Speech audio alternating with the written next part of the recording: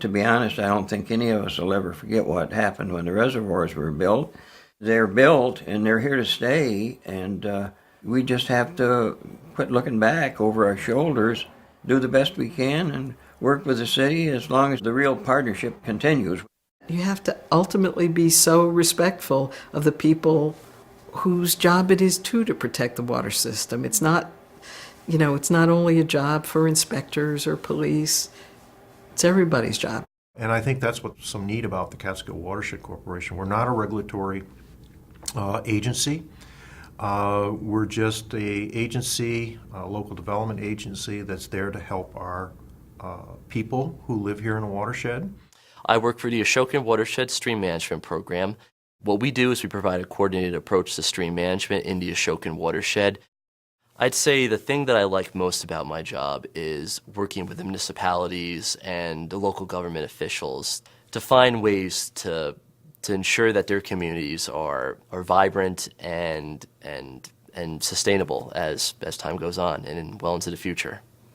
I would have never thought that New York City's influence would have been as significant. And then it became very clear how important it was that we, local residents, participate with New York City to not achieve only what they want, but also to achieve what we here as residents want, which is a better economic base through forest management, protection of some of the landscape, the agricultural way of life that is so important in this watershed.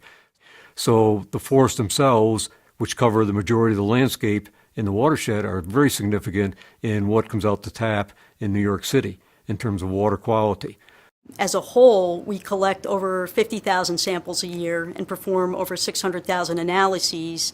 And the combination of all that information really allows us to meet our objective of delivering safe water to over 10 million upstate and in-city residents. I came to the realization that there are so many things in life today that are fluid, that they just, they come and they evaporate and they just don't exist anymore. But the one thing I learned was that you can always count on the land being there if you protect it, if you're a good steward of your property. My brother and I, sometimes when we're walking around on our property hunting, we just marvel that we can remember 30 years ago when this was basically thorn brush open field, and now it's 6-inch maple saplings. And we've been part of watching that and helping that through best management practices occur. So it gives you that sense of continuity, that sense of bringing the past and looking into the future.